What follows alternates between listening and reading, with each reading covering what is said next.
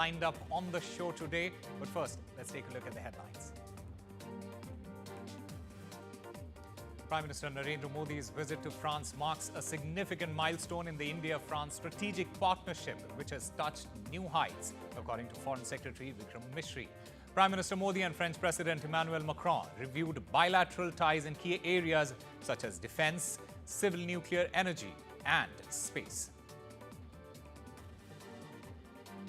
Israel-Hamas ceasefire on the brink of a collapse. Benjamin Netanyahu warns Hamas over delay in release of hostages. Trump, in the meanwhile, meets the King of Jordan and doubles down on his plan to take over Gaza. Volodymyr Zelensky proposes to trade land with Putin and offers to return Kursk.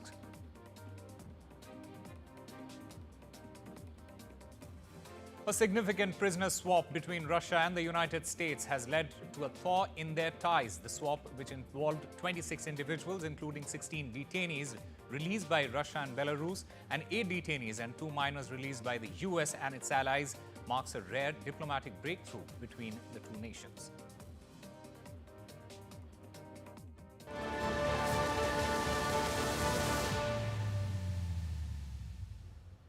Well, in a symbolic show of camaraderie, Prime Minister Narendra Modi and French President Emmanuel Macron travelled together from Paris to Marseille aboard the French presidential aircraft, setting the stage for a crucial round of talks. Their discussions spanned the full spectrum of the India-France strategic partnership, marking a milestone in a relationship that has evolved over 25 years, from defense and civil nuclear energy to space exploration and technology. The two leaders went over key issues, reaffirming their commitment to deepening bilateral ties. The outcome of the talks was nothing short of a blueprint for the future. The launch of the India-France Year of Innovation in 2026, a raft of agreements on AI, nuclear energy and sustainability, and a strengthened commitment to people-to-people relations. Furthermore, a new partnership has been forged on advanced modular reactors, while India's tech startups were offered a foothold at France's famed Station F incubator. Macron, in a gracious gesture, in the meanwhile, hosted Modi for a dinner and sealing the day's momentum and being invited by Prime Minister Modi to India. As the two leaders chart a course towards a brighter future, their relationship stands poised to go from strength to strength, a true partnership in the making.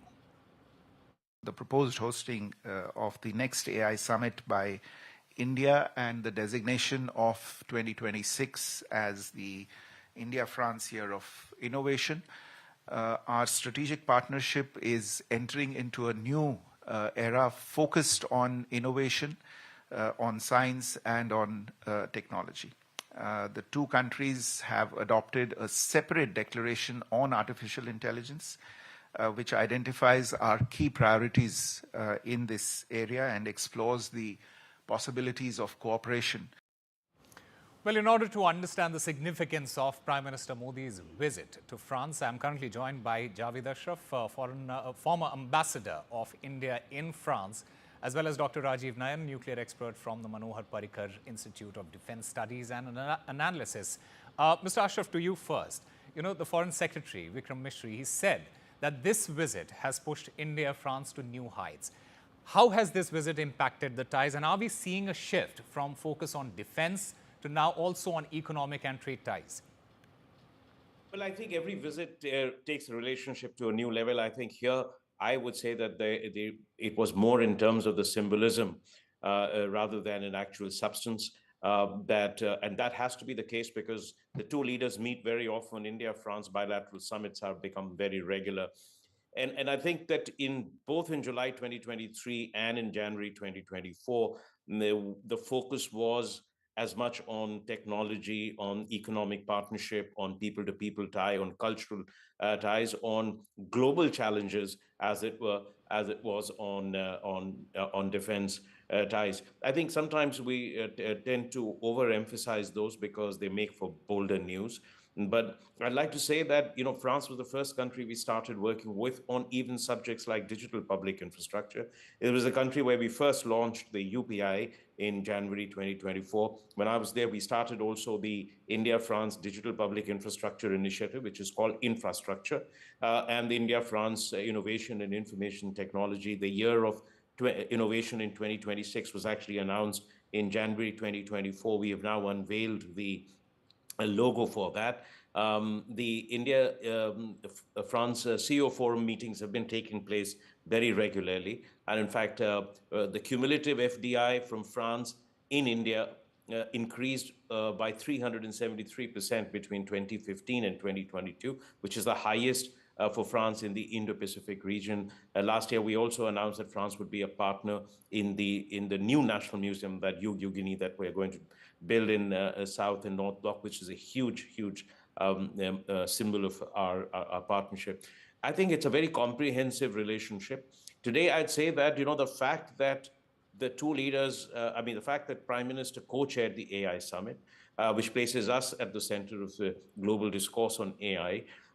And it's a recognition, as France has always done that, about two countries with a great sense of strategic autonomy have an important role to play together in mobilizing the world behind certain global challenges and finding solutions, in bridging the gap between global south and the north. We've done that with International Solar Alliance in the past. We're now going to do that with artificial intelligence, which, as Prime Minister said, is going to define the code for the 21st century. And it isn't just about regulation, about ethics, about safety, about norms and standards and governance. It is also about how we utilize this opportunity to create a more inclusive future for the world. And that's, I think, an idea that the two leaders share.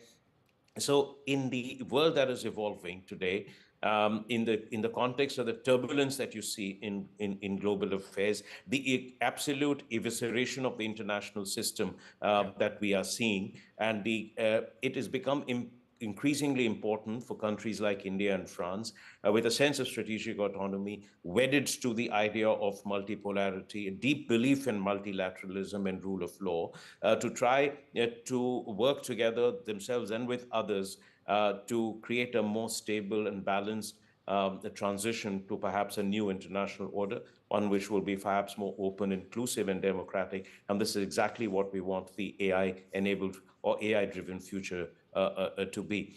So where you saw the evolution, I would say, because you'd seen similar gestures by Prime Minister when President Macron visited India and the roadshow they had in Jaipur. And this time, the fact that it is unprecedented for the two leaders to travel together in the same aircraft, and then for President Macron to accompany Prime Minister of India on at least two events which were fundamentally Indian events. Once the inauguration of the consulate, and I'm so glad that it has happened, because the last 2 years we worked very, very hard to make this a reality for a very important strategic city, and also because of the the wreath-laying at Mazag, which has homes to the remains of 1,003 Indian soldiers. It's one of the largest of the 163 cemeteries where the remains or the names remains are interred, or the names of the Indian soldiers are inscribed. And it is a mark of respect, but also a sign of solidarity between our two countries. Absolutely. In fact, speaking about nuclear cooperation, Mr. Rajiv Nayan, what are the implications here, especially for the global nuclear energy landscape? Could we expect greater collaboration now? Like as Mr. Javed Ashraf rightly pointed out, this relationship is quite comprehensive. And in fact, it is, as you pointed out, for the last 25 years, we have been just proceeding with so many high tech areas. And nuclear especially, generally we call France the time tested from the Western countries. Generally, what we find that Western countries are not considered very reliable. Second thing is France nuclear industry, or France nuclear science and technology, is quite advanced in comparison to many of the European countries. In fact, once it was involved in building reactors in even United Kingdom. So that was the level, but it struggled. That is the issue. We already had an agreement. In fact, very interestingly, when we had the clean exemptions from nuclear suppliers group in 2008, the first country our government chose or opted for was France. And we had an agreement with France. And Jaitapur, we have got six reactors to be built, 1650 megawatt reactor, very ambitious plan. So again, we have got very ambitious roadmap for nuclear energy, or you can say nuclear electricity program. And we are planning to have 100 gigawatt by 2047. And somehow France figures there. So what now we have noticed in the joint statement and during the Prime Minister visit is involvement of even startups, private parties in small modular reactors, advanced modular reactors. These are new types or new modes of electricity generation in the nuclear realm, which we have been putting forward or we have been proposing to not only to the world but also to our own companies. And in the last two budgets, you'll find that a great deal of funding has been allocated to build this kind of reactor. This reactor is being debated worldwide. It has got promises. It has all the small modular reactors, but these have got challenges also. Challenging relating to its safety, challenges relating to its security, challenges related to the cost of safety and security. Let me put it in this way. But what we have also noticed in the joint statement is that the two countries, France and India, have decided to work on the safety and security element also. And we have got GCNEP, and France has got its own organizations. So both are also planning to work together. So in true sense, it is becoming comprehensive even in the nuclear realm, not only in the relationship or strategic partnership, but in almost all the traditionally constructed reactors have also have also been agreed upon earlier. And now we are also planning to have partnership in a small modular reactor or advanced modular reactors, means modular reactors, which can be simply put, which can be assembled nicely and it can be quickly constructed. And it could be useful for a smaller grid. Although we have a smaller 200 megawatt reactor, 100 megawatt reactor capacity, that can also be used, but it could be a good mix also. So that's there. Gentlemen, we are running short of time at the moment. Thank you very much for giving us your views. We'll slip into a very short break. We'll be back with more.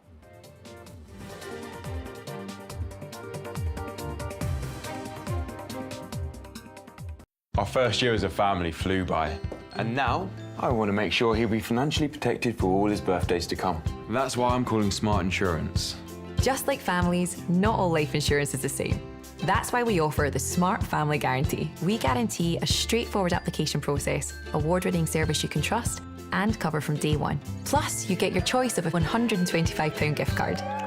To get a free quote today, call our specialist UK team or visit smartinsurance.co.uk.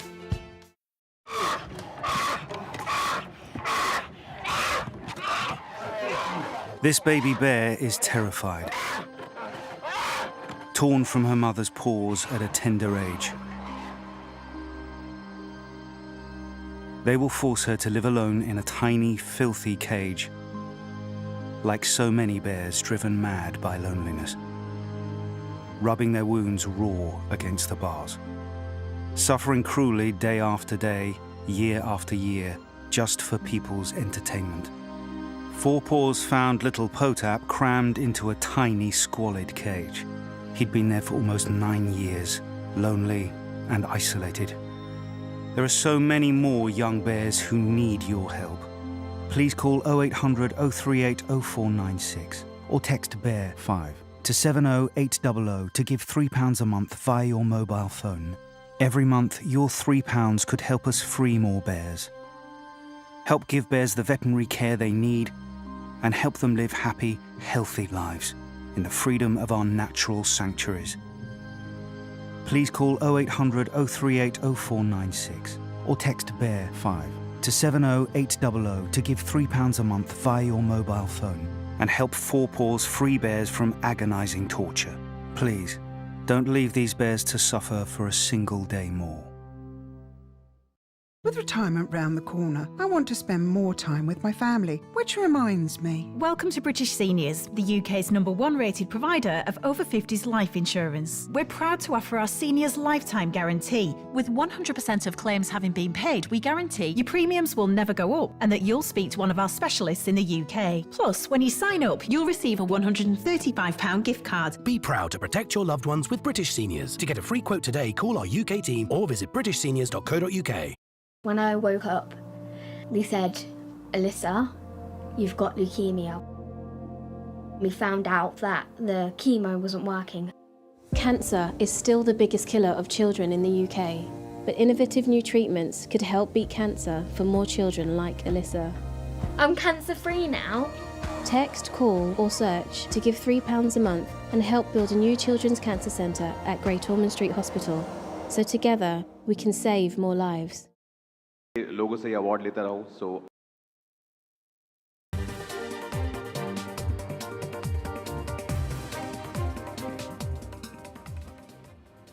Welcome back. In a tense, high-stakes announcement, Israeli Prime Minister Benjamin Netanyahu declared that the ceasefire with Hamas would end if the militant group fails to release hostages by midday Saturday. Netanyahu warned of intense fighting resuming if the hostages were not returned, citing the backing of US President Donald Trump's demand for the deadline. However, Hamas, citing alleged Israeli violations, indicated a delay in the release, claiming that Israel was responsible for the truce's complications. In the midst of this entire crisis, in Washington, Trump praised Jordan's King Abdullah for agreeing to take in 2,006 children from Gaza, a token gesture in line with Trump's broader plan to relocate Palestinians from Gaza to neighboring countries, a plan that has been rejected by both Jordan and Egypt, who view it as a threat to regional security. As Egypt and Jordan seek alternatives, Trump's confidence in his proposal remains unshaken. The clock is ticking towards the Saturday deadline, and the world watches as the fate of hundreds of hostages and the future of Gaza hangs in the balance. And to understand the consequences of what exactly is happening at the moment, I'm currently joined by Qamar Agha, West Asia expert. Mr. Agha, welcome to NDTV. You know, there is a fear that the ceasefire agreement can collapse amid this entire development. How are you looking at it at the moment, and what is your assessment? At the moment, it looks, the war would resume.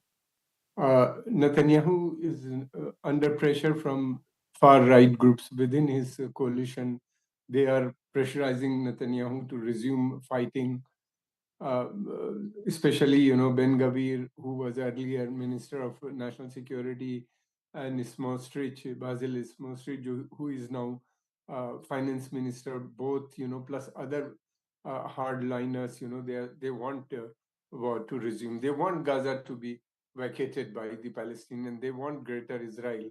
So, they want, they say that the war has, Netanyahu believes, also, that major achievement or major goals of the war have not yet been achieved, because Hamas is still a strong, large number of people have joined Hamas also. So most likely it looks, by Saturday, if Hamas refuses to surrender these militants, Israel might start bombing. Mr. Agha, many would say that Israel is looking for reasons that this agreement becomes null and void so that they can continue their military operation. Of course, because its objective is to get rid of the... Gaza has become unlivable.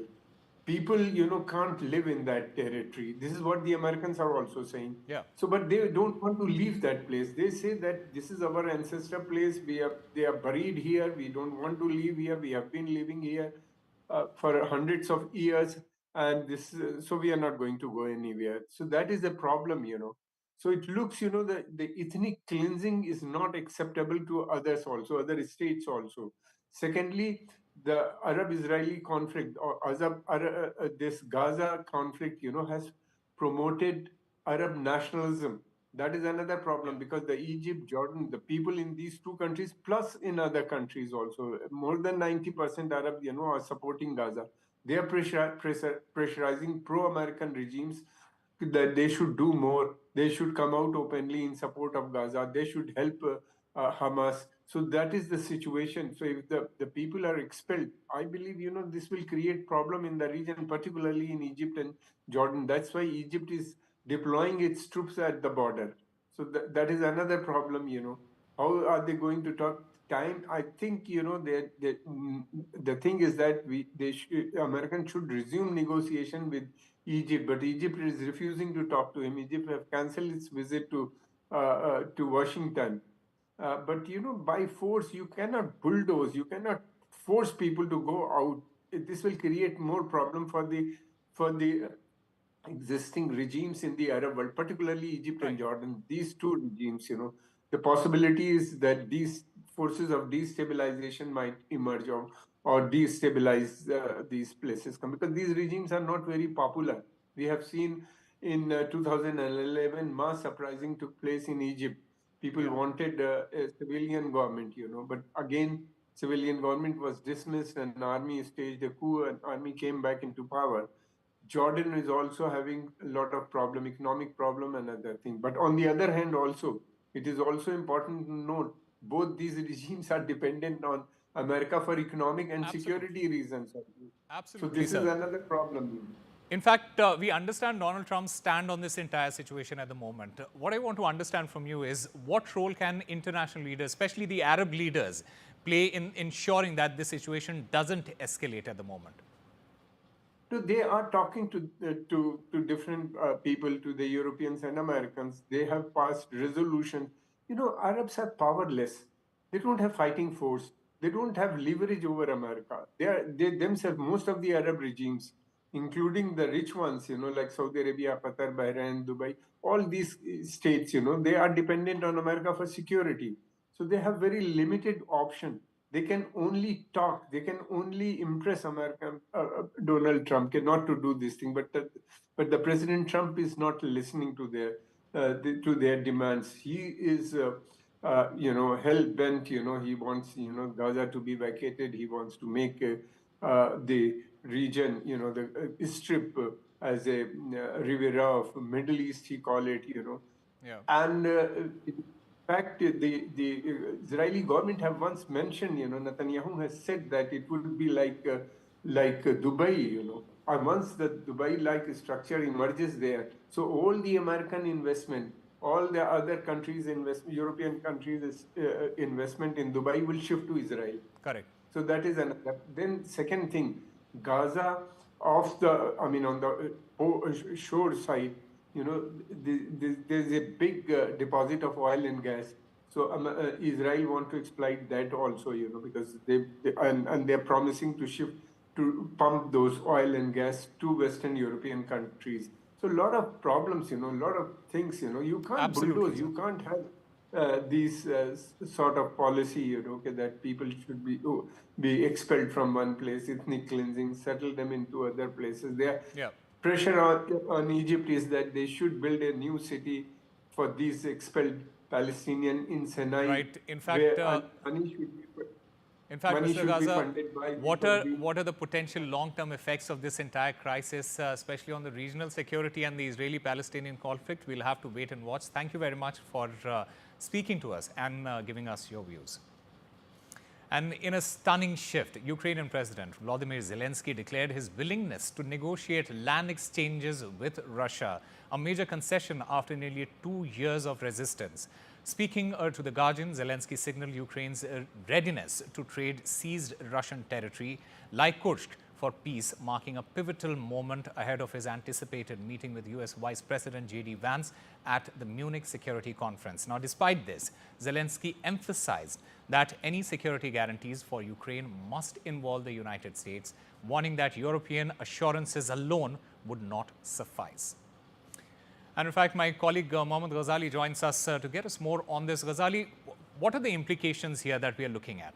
See, two significant points coming out of this statement. One, that what Mr. Trump had been saying, that perhaps Ukraine is also running out of his steam in this war, and that is why Zelensky, who has always been blaming Russia for stretching this war, has somewhere realized that perhaps US had been, the new administration had also been pushing him for polls in Ukraine, for which the survey results doesn't show any kind of favorable results for Mr. Zelensky. And that is why it appears now that he's also looking for a ceasefire kind of arrangement by intervention of United States. Meanwhile, he has also been hearing these inputs from United States that how Mr. Trump and Mr. Putin had telephonic conversation. Today, there has been a kind of a prisoner swap thing happening between US and Russia.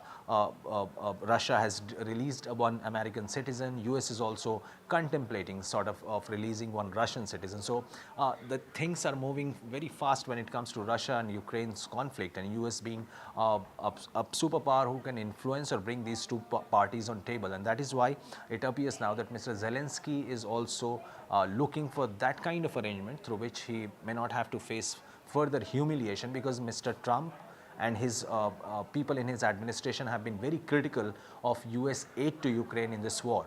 And J.D. Vance, the Vice President of the United States, has also been very critical that why should US keep pushing aid towards Ukraine when we are not getting any desired result for that. So that is why Mr. Zelensky is now playing all his cards. One, that he is offering that a land swap or a region swap with Russia can bring a halt to this war, as well as he can sense the mood or the what you could say, the inclination of the new administration, and that is why he's also asking for further US guarantees to Ukraine. Absolutely. Mohammad Ghazali, thank you very much for getting us all the details. And the Jeffrey Epstein client list has been a topic of much speculation and intrigue. Recently, a new task force led by Anna Paulina Luna, a member of the Congress appointed by President Trump, announced plans to declassify federal secrets, including files related to Epstein's case. However, it's essential to note that the released documents might not contain an explicit client list, as many believe. According to reports, the unsealed documents are part of a defamation lawsuit which was filed by one of Epstein's accusers against Maxwell, Epstein's ex-partner and ex-business partner. Time now for a very short break. More on the other side.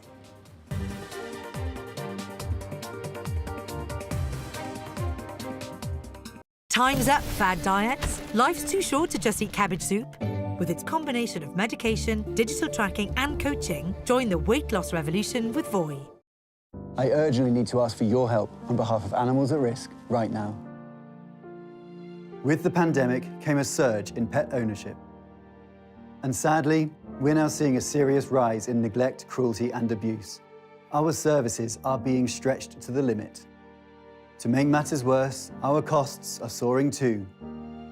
But we refuse to let animals suffer.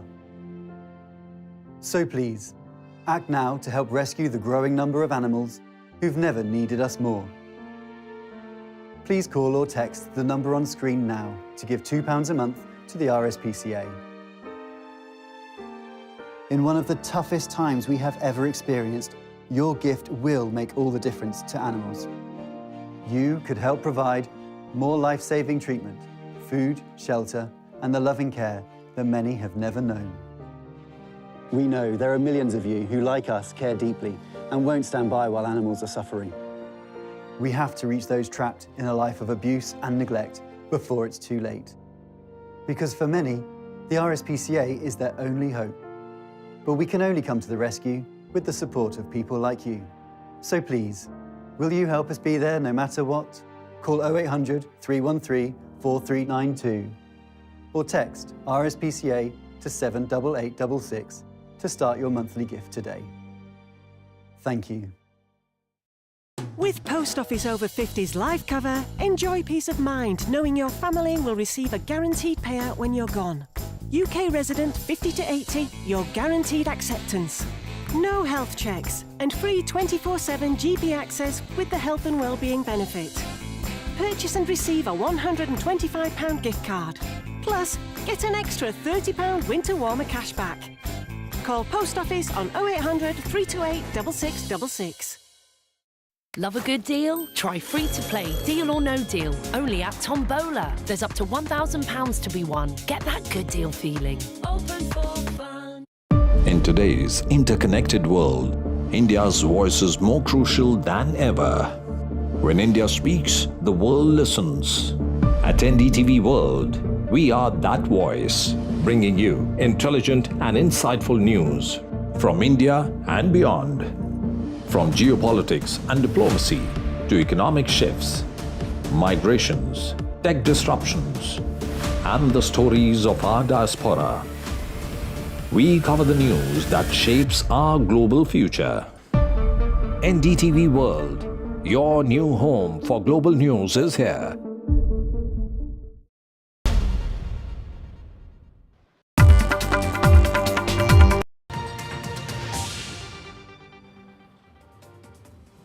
Welcome back. Following his engagements in France, Prime Minister Modi is set to proceed to the United States at the invitation of President Donald Trump to further strengthen India's global partnerships, with a particular focus on technology, defense, and economic cooperation.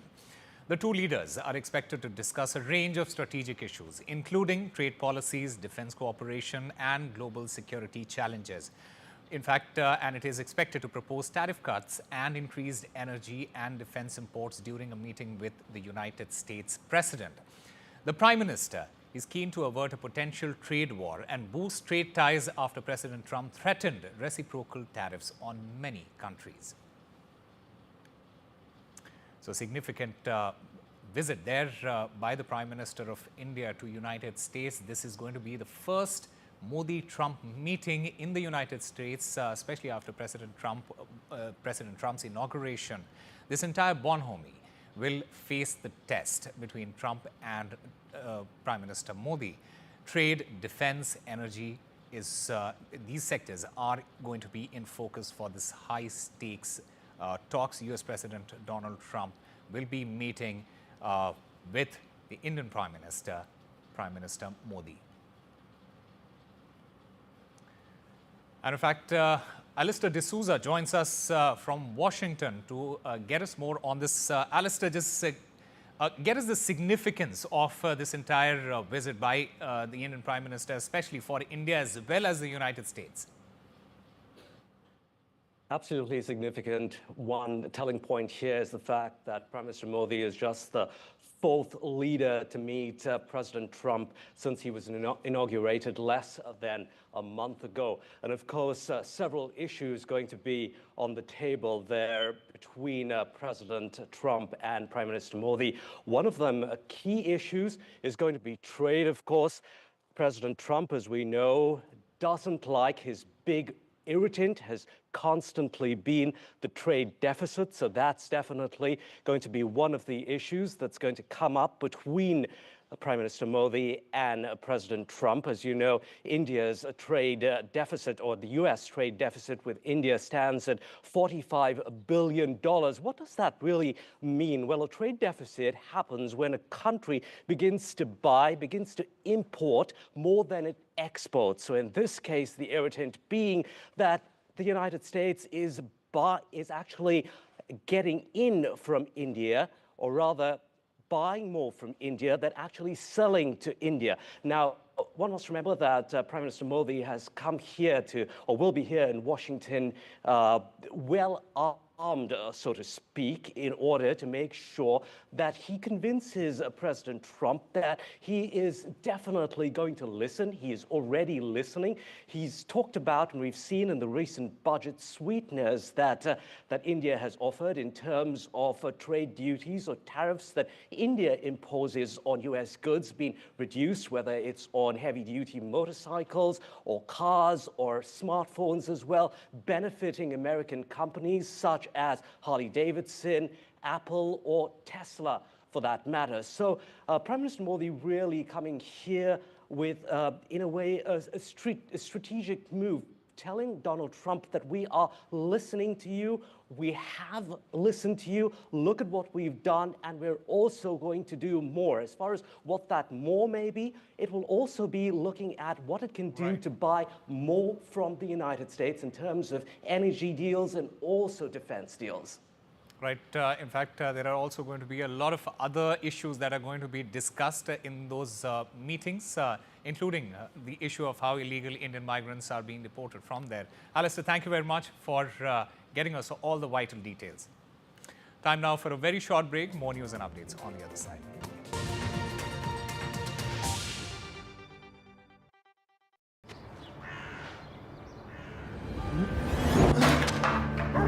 Doing the right thing should be faff-free. So we've made doing your bit a little bit easier. Introducing new John West Eco Twist. Simply twist, enjoy and recycle. New John West Eco Twist. Fully recyclable, fully faff-free. With retirement round the corner, I want to spend more time with my family and less time worrying about the numbers. Which reminds me. Welcome to British Seniors, the UK's #1 rated provider of over 50s life insurance. Hi, I'd like a quick quote. No problem. We're proud to offer our seniors lifetime guarantee. With 100% of claims having been paid, we guarantee your premiums will never go up and that you'll speak to one of our specialists in the UK. UK residents aged 50 to 80 are guaranteed to be accepted. Depending on your age, your loved ones can get a cash payout up to £10,000. And that money could help with funeral costs or even as a gift for the grandkids. I'll do it. Plus, when you sign up, you'll receive a £135 gift card and free 24/7 GP advice and health services. You got them all right. That's amazing. Be proud to protect your loved ones with British Seniors. To get a free quote today, call our UK team on 0800 977 5808 or visit britishseniors.co.uk.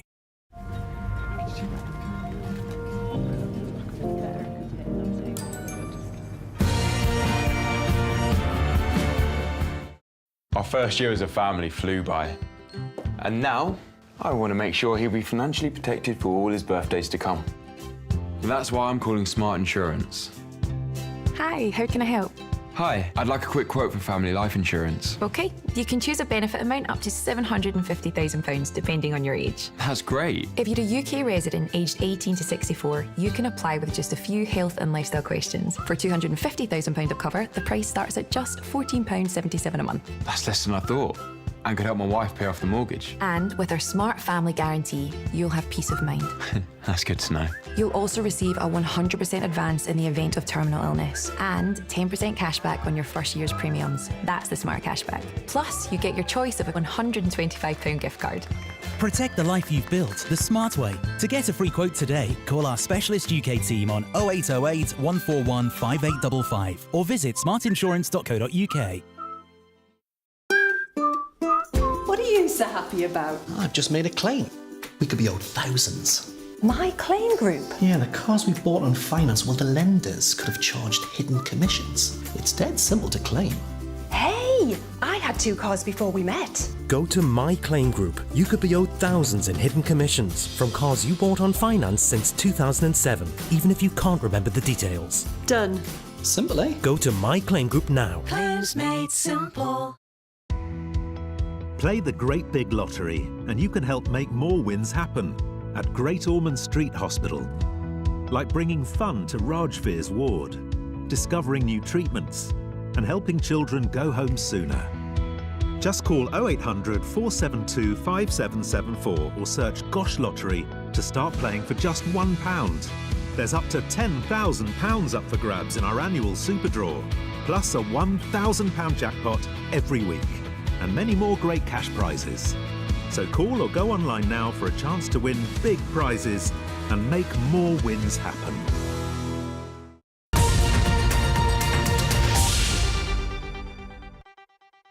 Hours ahead of the Prime Minister Narendra Modi's visit to the United States, his first one in the second Trump era, I am joined by a very well-informed panel right outside the White House.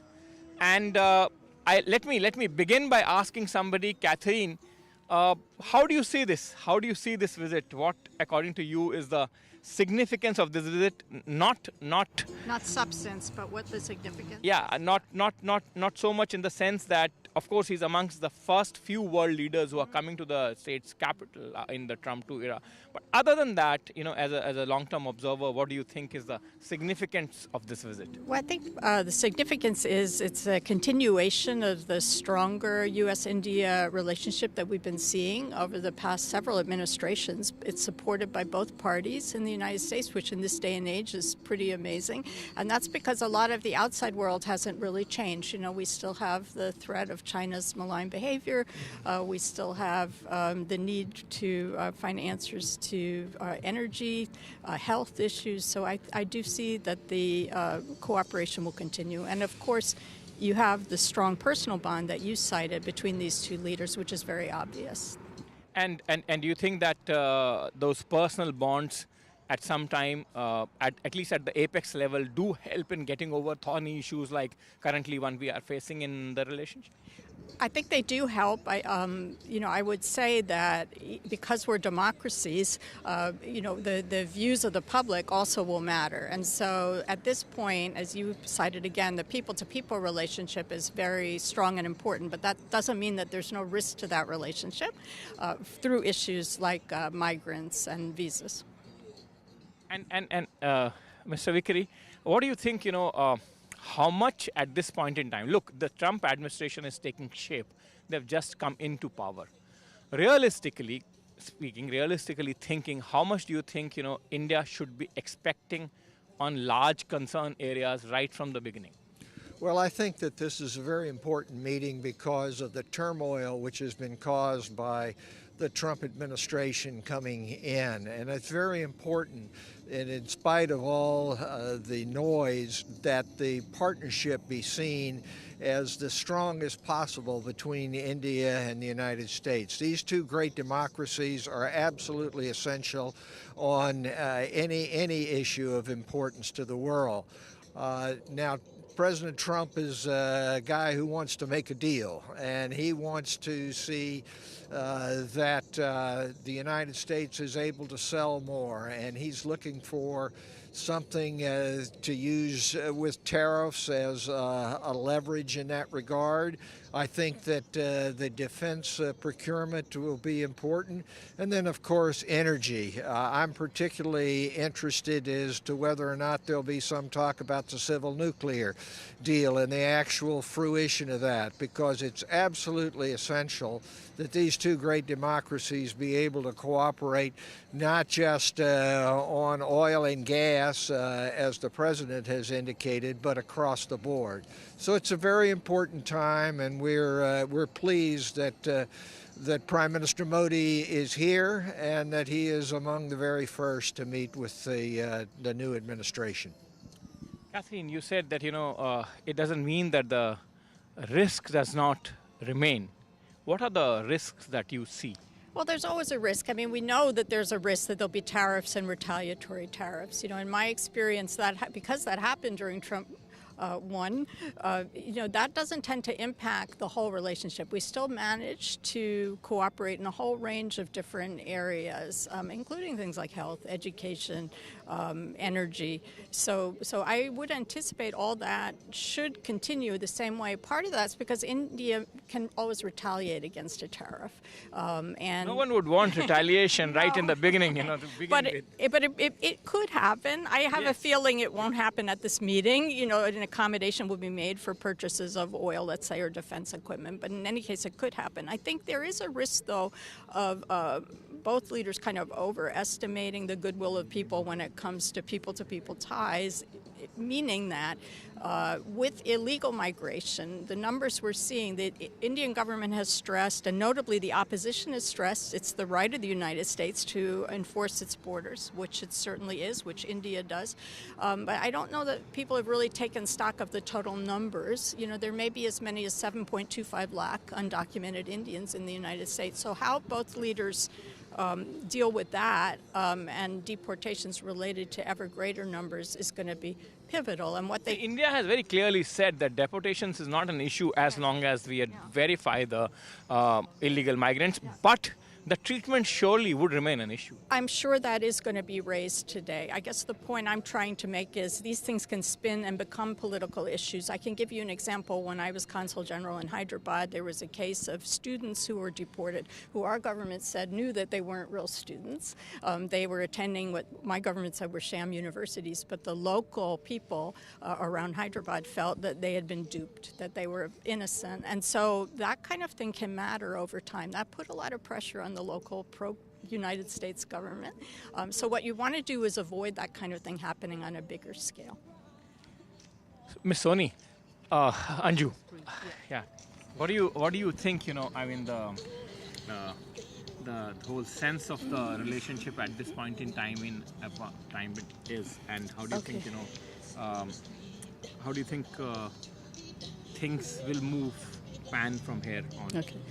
See, as you see, India is the largest democracy and USA is the oldest democracy, and people are at the center of these two democracies. And I will speak on people's perspective here. And personally, I see this whole world as one house or one family. As Modi ji says, everybody in India believes in Vasudhaiva Kutumbakam. So this is a whole family, and the leaders, they represent the different nations, interests of nations. Narendra Modi represents India first. Trump represents Make America Great Again. That's how China leadership represents. France represents their interest. And it's like all brothers in the house, talking, negotiating, and maintaining the world peace on this global stage, and still thinking what is best for their land, for their people. So I think this visit will be building on the first term, which Prime Minister Modi had with Donald Trump during his 45th presidency. And this is more of welcoming the big brother back to the house, congratulating him on his presidency. And they share a great bond, and this meeting will be building on that. And this building, definitely, they are tough leaders, tough negotiators, and each will try to negotiate for their part. And I think the big brother in the house, I would call Donald Trump, he understands, because this is a bigger economy, like 27 trillion economy. India is a 4 trillion economy. And the one who is bigger, I would suggest him to be more generous towards the other brother. And it's kind of like keeping each other's values in mind, interests in mind, respecting each other, and try to negotiate for the betterment of their own country and people. Mr. Soni, what do you think, other than the fact that, of course, there are real issues of people to people, and there are challenges of illegal migration or even tariff, etc. But what do you think where the real progress can be made? First of all, मेरा सत श्री अकाल, नमस्ते to NDTV दर्शकों ਨੂੰ और ਅੱਜ ਅਸੀਂ ਜਿਸ ਤਰ੍ਹਾਂ ਕਿ NDTV ਨੇ ਕਿਹਾ ਹੈ ਕਿ ਅਸੀਂ ਇਕੱਠੇ ਹੋਏ ਹਾਂ ਕਿ we have to discuss our Modi ji's visit, very important visit. At this time, President Trump has been elected on certain agenda, and he's trying to, since he took office, by executive order, he's trying to take all the action necessary, what he promised to America, that he's going to do that. But that also, there are a lot of issues. There is a lot of things on the platter for Modi ji also, and Mr. Trump also, to solve this. Trade issues, immigration issues, so many other issues are on the platter. So I believe both leaders are ready to solve that, and it can be solved. It's not that any country is adamant or that we are not going to back out. Yes, there is a give and take, and hopefully both the countries can work out on the trade, immigration. And recently some migrant has been sent back to India. Well, India never refused to take them back, but all he wants is to send them respectably, and so that they can be home with their loved ones, and whatever has happened is happened. On the trade issue, I think both countries have a deficit issue. America is running deficit, India is running deficit.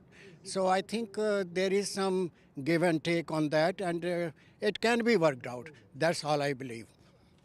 It can be, yeah. See, the illegal immigration point is always coming up, that India deported the illegal immigrants. So I would say... America deported the Yeah, sorry. That's what I want to see, like India deporting the illegal immigrants. That's what I wanted to say. Like, India should learn from President Trump. Securing his country, that's what Prime Minister Modi can learn, and take tough decisions in securing Indian borders and Indian country. The way the people who were deported... But that is our challenge. We do not wish that kind of treatment to given out to the fellow... No. Before going to the treatment, those fellow human beings, though they are from my own country and I have great love and respect for them, they did not respect the law of the land. So they were here illegally, and I would say those who are illegally in India should be meted with the same treatment, should be sent out, and Prime Minister Modi can learn from President Trump. A radical view there, radical view. We do not, the country's policies do not allow for that, so we will restrict it to that where the law allows. Young man, what's your take on the Prime Minister's visit? Amongst the first few very important and critical visits to the new Trump administration. Yeah, Nikunj, I think both sides are going to be looking for quick and early wins at this stage. And, we see 3 or 4 different areas where that can happen. One, President Trump is trying to ramp up energy production in the US. And, Indian companies are also looking to execute long-term LNG contracts. So that can be an area where announcements can be made. Secondly, defense and arms sales is an area where we can see progress. And then coming to also the fact that, there are companies that are looking to invest in India. We saw in the previous administration, there was announcement of strategic tech cooperation, semiconductor companies investing in India, even though IRA was happening here. So India would be looking to, continue that momentum as well. It's a cold day in Washington, but hopefully the diplomatic ties will continue to remain warm, and we'll see strategic tech cooperation moving forward. But in addition to that, India also looking to buy, maybe energy and more defense from the US in exchange of strategic tech. Is how we are looking at it. And, we mentioned immigration as well. Of course, large diaspora here in the US, they may be living on American soil, but the roots are in India. And so that's the connective tissue between the two countries. And, at least for the priority sectors, strategic tech sectors where America needs human resource, high-skilled human resource, how they can expedite, issuance of visas, shorten wait times for interviews, for at least the corporate talent that America needs is also an issue. So trade, tech, talent, I think that's on the agenda. What do you think, sir? What is your sense? One thing that always comes to the fore is when we discuss India-US relationship. Obviously, when the Prime Minister comes, expectations are bound to rise. He's an extremely popular leader, and Mr. Trump has got a very resounding mandate this time. But irrespective of that, India-US relationship has always been in a very positive trajectory. And what do you think, what can take it to the next level, what can raise it to a level where it becomes the showpiece, the marquee of relationship, at least between the democracies? Yes, the trajectory has been very good. And with this, Prime Minister Modi and President Trump, with decisive actions and willingness to do things, that will be the game changer. Whether it will be real trade relationships, and U.S. has running very, very high trade deficits, and India can understand the problems. U.S. is very tough position in not paying even Social Security next 10 years if the trade deficit runs. So from that point of view, what President Trump is doing is very understandable. I think it has to be done a little bit more smoothly. But from India point of view, India has very complementary strengths. The huge human resources and production. US can leverage the Make in India or combined production of defense equipment. This is the only way we can beat China and other aggressive powers. And the two democracies can leverage each other, and that's the way to go. And with strong people, leaders on the helm, I think that can happen, and it will be very good to the world. My final question to you, Mr. Soni. Tell me something that when it comes to migration, a large part of the migration world over will always remain questionable. And President Trump has said that, we need talent, and therefore we need talent, and therefore we would get best quality people into this country, but there is no scope for any illegal migration. How do you think that can be made clear to the people, and the people who are into this business, like the human traffickers, etc., etc.? How can that be curbed in the beginning itself, so that it doesn't become a thorny issue as far as the relationship between these two very important democracies is concerned? Illegal immigration, lot of people, travel agents, visa makers, giving the false letters, asylum issues. There are so many issues involved in illegal immigration that those people sell their property, 50 lakhs, 1 crore. They pay to the dealers, they pay to the agents, they pay to the lawyers who file the papers. So a lot of people's income depends on them. And they were taking advantage of that. And those people used to sell their land and houses. And look at the parents, they are waiting there, sell their property and sell their children here.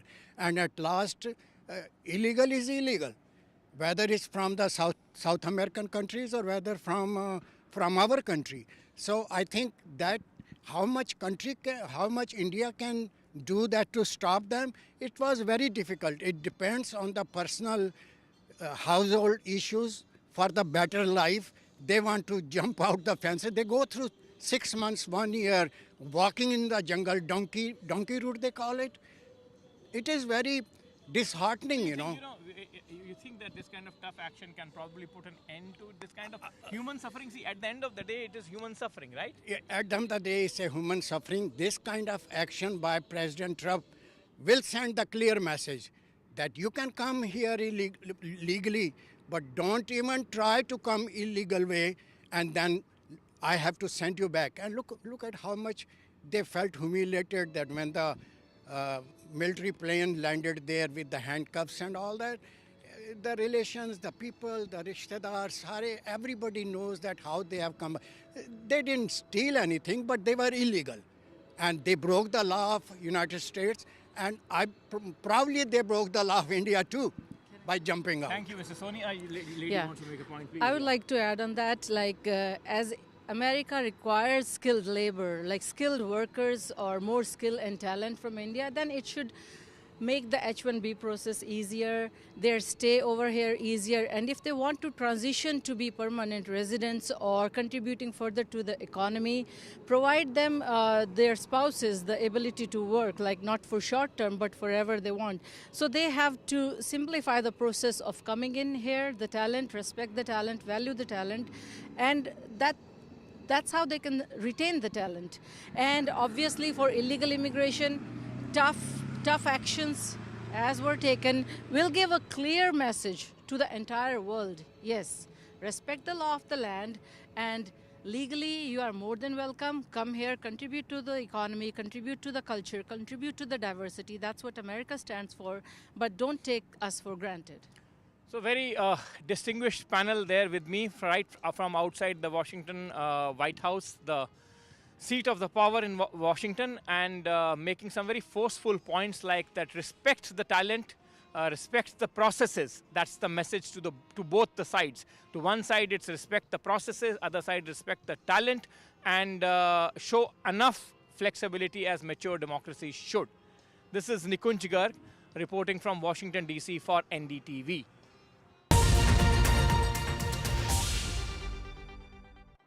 I urgently need to ask for your help on behalf of animals at risk right now.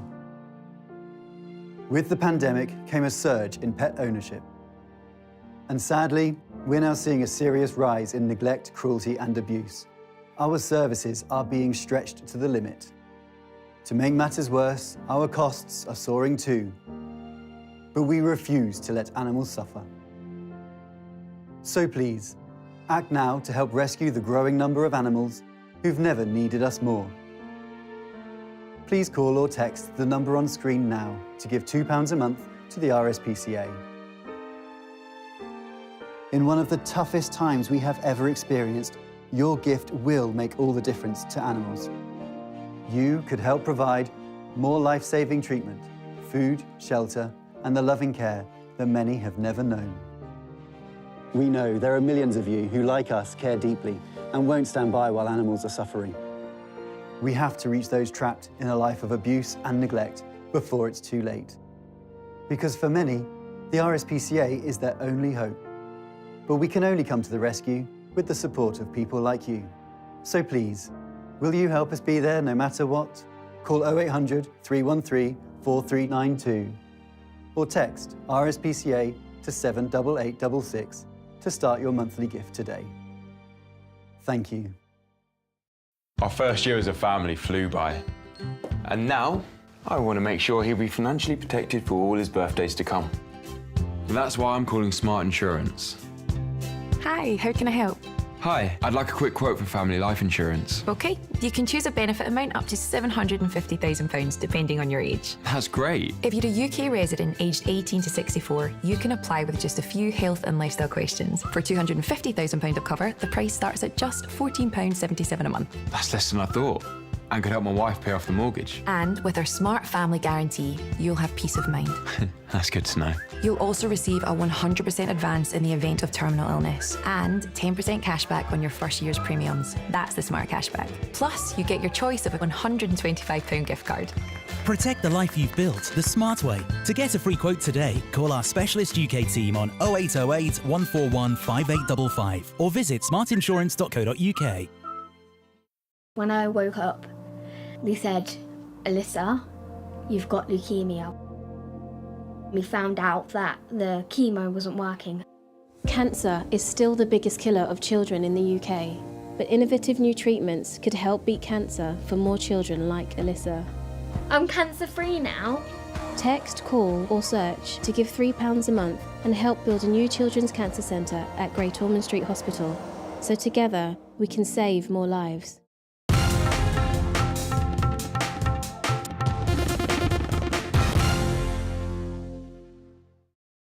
From their private parts. It comes as a reminder of the difficult realities on our college campuses. Uma Sudhir with the details. 5 students at Kottayam's Government Nursing College have been arrested and sent to 2 days in police custody after a shocking case of ragging was reported to the police. The third-year students are said to have subjected at least 6 first-year students to abuse, humiliation, torture and threats for nearly 3 months from November last year. The students have reported that they were stripped naked and dumbbells were hung from their private parts. Injuries were inflicted with a compass on their body and lotion was applied on it. They were reportedly videographed consuming alcohol, and that was used to threaten and blackmail them to pay for the liquor meant for seniors. It was only on Monday, when one of the first-year students was unable to pay money to the seniors for liquor and was badly beaten up, that he informed his parents, who advised the students to complain to the police. The college authorities were apparently unaware of the goings-on in the hostel. Less than 2 weeks ago, a mother of a teenager in Kochi had alleged that her son had jumped off the 26th floor of their building after he was subjected to inhumane bullying by his classmates. Last year, 20-year-old J.S. Siddharthan was found dead at his hostel in Wayanad's Veterinary and Animal Sciences University after being brutally beaten by his seniors for daring to dance with senior girl students on Valentine's Day. While a more stringent institutional and legal framework is needed to curb the menace of ragging and bullying, what is even more worrying is the seeming normalization of deviant behavior by youngsters, like seen in the recent case of Ranveer Allahabadia and Samay Rena. With inputs from Kerala and camera person Nagraju, Uma Sudhir, NDTV. It's not a one-off case. Recently, a teenager died by suicide in Kochi, allegedly after he was forced to lick a toilet seat in the name of ragging. Despite years of awareness campaigns and police action, it remains a reality we need to contend with from multiple dimensions: psychological, law and order, and safety for vulnerable and neurodiverse students on campuses. Only getting worse. Joining me this evening, Atulya Jayanand, the student leader from Kozhikode, Anand Kochukudi, senior journalist from Kerala, former police officer Sanjay Sahai, and psychologist Aruba Kabir. Aruba, if I may begin with you, there is a large psychological aspect that Uma Sudhir pointed to in a report, a sense of this is okay among students to, to put ragging on their juniors, to rag their juniors with dire consequences in some cases. It is a difficult issue that first needs to be addressed at a psychological level with kids, is it not? I guess it is getting, very normal in schools or in colleges to rag their juniors because somehow they have gone through it. It may not be in school.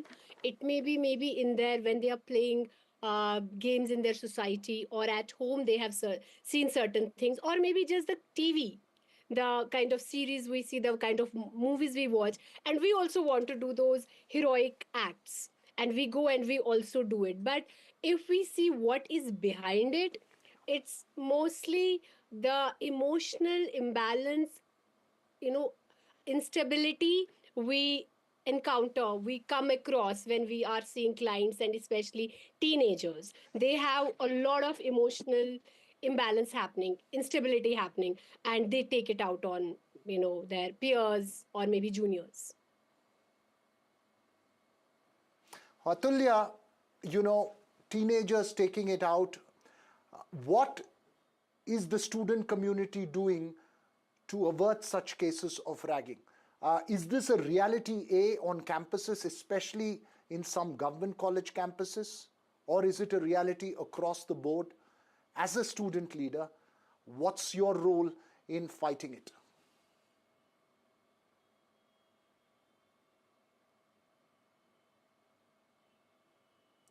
Atulya Jayanand. Yes, sir. Okay. What's your role in fighting it? So, our NSUI KSU district president from Kottayam district has already had a meeting with the principal in charge, and we demanded to dismiss this, those who are involved in this case. We demanded them to dismiss this students as soon as possible. And first of all, I am extending my support to the victims too. And we are in constant battle of fighting the ragging issues in our colleges, college campuses, and also I think these are very much linked to the drug abuse that the students are in very much prone to be in this drug and alcohol itself. So even in this Kottayam case also, we had found that these criminals had extorting money from the juniors for alcohol, for buying alcohol. So every time when a ragging case is linked, there is this always the criminals are using this kind of drugs or alcohols. So this drug abuse and this alcoholism is very much linked to the ragging in all our campuses. Right, that's an important point that you're making there, Sanjay Sahai. Drug abuse and alcohol linked to ragging, despite several awareness campaigns, and you've seen this for several years as a police officer as well. What is the sense you're getting? Are we getting worse? Is it getting more reported and more visibility? Or do you believe that there will always be this one-off case, but overall campuses have become far more aware and there are far more regulations against and protection against ragging? I think more of it is getting reported this year because this sort of a video recording and all that was not available, say, till around 5-10 years back. What I would like to believe, and what is the reality also, that alcohol and drugs is the norm on college campuses. And the college administration, basically they allow these rogue campuses to persist and even support. If we take the instance of this particular college, I'm convinced of the fact that there will be no CCTVs there, no video footage audit, no counselors, no earlier action in any of the ragging cases because the ragging cases would remain unknown to them. If the academia does not know how to run the academic campuses, I think it's high time they hand it over to administrators and security personnel. And even if you try and find out that if there is anybody who is in charge of the security, I have been talking about this from the Arjekar case to Anna University and all sorts of cases. There is absolutely nobody who is in charge of that particular thing. It's not only that they watch whatever they watch. The most important factor is from where does this criminality come? And that criminality, I'm also supposed to believe, cannot be in your normal frame of mind. So there is good amount of alcohol and drugs which are there on the campus. So first and foremost, what does the college administration do with regards to alcohol and drugs on the campus? And it will not be a very unknown sort of fact. If anybody goes, you and me, if you go to a college campus, I think you can also buy alcohol and drugs. So it's not a very unknown thing. Does the college, it is a hostel. Does the hostel have a warden? And what is the mechanism of oversight? Can it go for 3 long months? Right. If it has happened for 3 months with 6 students, I'm ready to believe that it is happening on a regular basis with vast majority of students, and nobody dares or nobody has the courage to go and report. And this also has been reported only in a very exceptional sort of a circumstance. I think the boy had a medical issue and he went to his parent, and from there, the whole thing has come out. Otherwise, this also would have been camouflaged. The college administration, they're allowing rogue campuses to get created and exist. Okay, you're making a very, very important point. Anand Kochukudi, point Sanjay Sahai is making is that while this incident comes out, there would definitely have been indications, if it was observed closely, monitored closely, that there were a bunch of students there, substance abuse, alcohol abuse, or ones who were bullying other children, other students who are coming in. So it is really a question of constant monitoring and ensuring that this is averted rather than react to it once it has happened. Yes, I would say that the warden and the college authorities should be, complicit in it in some way or the other. For example, the warden in the hostel had his room very close to the students who were ragged, and so badly for 3 months. How can this go on for 3 months without the warden and also the security guard whose room was also somewhere close by, without their knowledge? How can it go on? That's totally, it's impossible. And moreover, I would say that in Kerala, this is a systemic challenge because this has been going on for quite some time, and these things are reported from one city or the other. Even in Kottayam, I remember when I was in college some 20 years ago, a similar thing was reported. I was not studying in Kottayam, but it's very clear. I can clearly remember that this was going on in a nursing college once again. And I think that these students who are caught, they get arrested, but then they get back to academics, they complete the course, and nobody gets their careers ruined. I think these students should be made, maybe rusticated, maybe their academic careers should be ruined so that they should be made a model case. They should be held guilty and responsible, and they should be, I think it should be made aware to the future generation that if it goes on like this, or if somebody, that their careers will be ruined. Otherwise, this keeps on going. This went on for 3 months because those students, the freshmen, they thought that this too shall pass after maybe a week, after 10 days, after a month. Absolutely. But it did not stop. Yeah, so this has to be stopped. This is an institutional problem in Kerala, systemic problem in Kerala.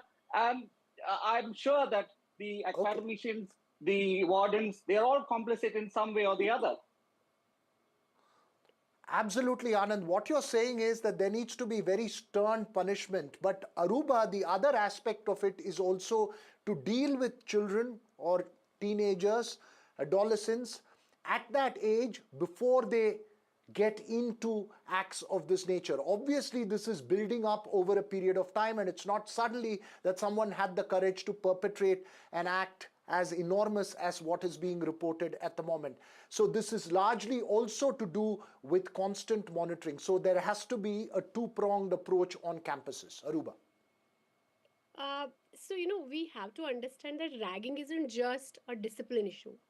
It's a psychological and social problem that often stems from deep seated insecurities, past traumas, and need for power. Simply punishing students isn't enough, like, to be honest, because I work with a lot of students who have ragged and who have gotten ragged. So, true change happens when rehabilitation and re education. It's not just about college, it's not just about education system. It's about how your parents are at home. What are they teaching you? We see that lack of empathy. There was a time when we used to say that